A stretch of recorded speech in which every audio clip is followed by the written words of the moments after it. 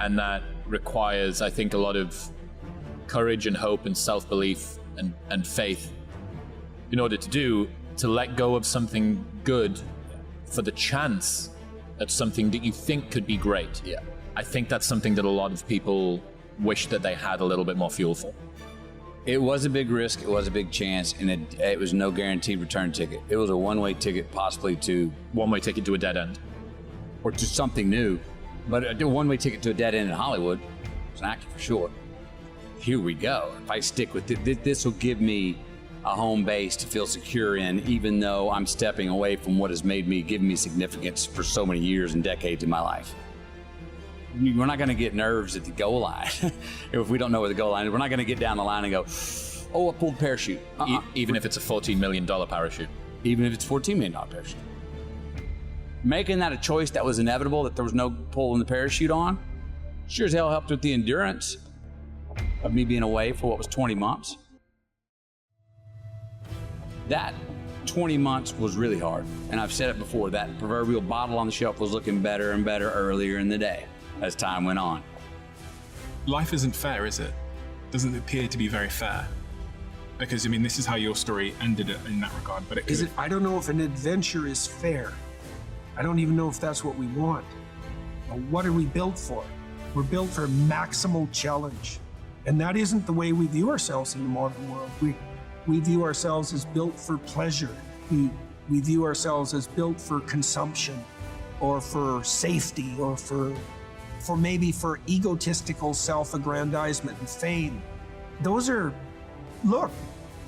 All of those things are better than their absence, let's say. No matter the odds, he's completely devoted to this idea that I'm not what I used to be, and I'm not where I want to be, but I have the opportunity and the privilege and the capacity to develop, to go and become something, to evolve, to move from point A to point B. We have an unlimited amount of potential in us. It's called stored up potential.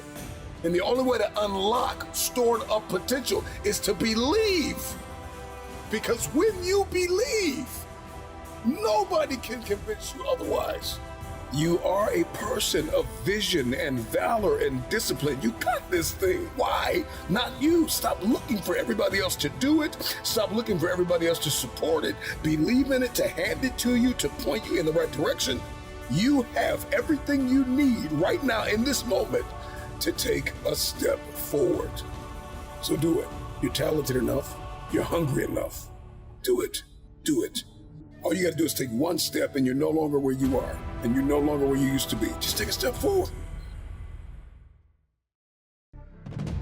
You are determined, you are dedicated, and you are committed.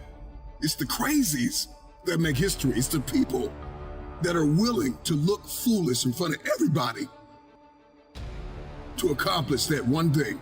Thinking going through my head right now, where have I sacrificed my own character to get ahead, so then to be perceived as, and I know I've done it many times, being a marketeer too, gotten away with stuff, played games and da-da-da-da-da. Kiss the fire and walk away whistling. A little Icarus light. Yeah. I grew up only knowing sort of the courage of the persistence. You're resilient, endure, get up, dust yourself off, go. Problem with that, the Achilles heel with that is if you get up and you have the courage to keep on going every time and get up and dust yourself off, you make the same mistakes each time around because you never backed up. To have what I've now learned and still learning is the courage to go, no, I'm gonna let some people pass me in the race right now because I'm gonna look at why I keep stepping in that damn same pothole and twisting my ankle, the same spot. Humility is starting where you are. That's what humility is.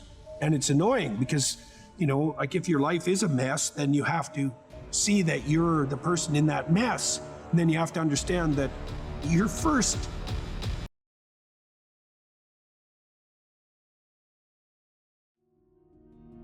See, when you step into agreement with a thing, when you see the possibility, when you see what you could be, and you come into agreement with it, and you step into the awareness that says, what I've done has gotten me where I am. And if I'm going to accomplish more, and if I'm going to do more, and see more, and become more, I must give my all to this. What is self-belief in this context? Because so many people are in search of two words, I think that's three words, but self-belief and confidence. And in this context of that small task, how is that building my self-belief or confidence? You see the same thing in yourself. That's your true self. That's a good way of thinking about it. There is no tomorrow. There is no plan B. I am completely devoted to my level 1 priorities. To many, it will seem as though I've lost my mind, but it is right at that point where the world changers emerge. You can hate all you want to, but I understood the work that was required to put in.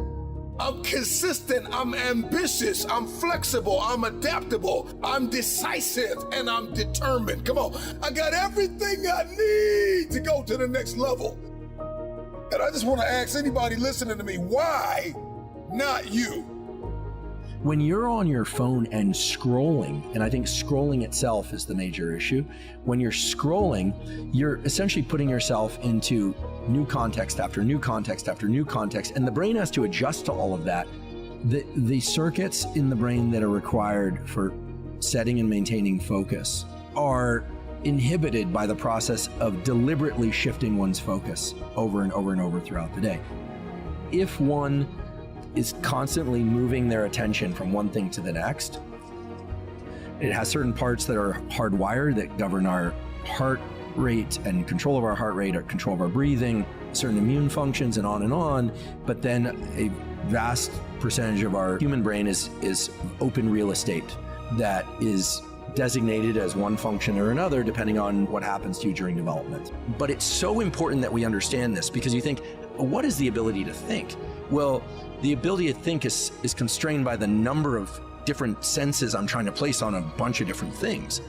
The challenge is that we've brought an infinite number of sensory experiences into the thing that you're looking at through the device that you're holding. Well, if you're harmless, you're not virtuous. You're just harmless. You're like a rabbit. Rabbit isn't virtuous. It's just can't do anything except get eaten. It's not virtuous. If you're a monster and you don't act monstrously, then you're virtuous. But you also have to be a monster. Well, you see this all the time. Harry Potter's like that too. It's like he's flawed, he's hurt, he's got evil in him. He can talk to snakes, man. He breaks rules all the time. But he has a good reason for breaking the rules. They wouldn't attain the highest goal. But a hunger that's unquenchable, those are the people that you know their names because they have an impact. And I had one of the greatest lessons I ever learned, and I'm about to share it with you. This will be worth the price of being here today if you can capture what I'm about to share with you. But what I'm about to share with you changed my whole life. Here's what Mr. Schultz said. Set a goal to become a millionaire. And he said, here's why. For what it will make of you to achieve it. And I got one of the greatest classes in one sentence I've ever received in my life. Set a goal that'll make you stretch that far. For what it will make of you to achieve it.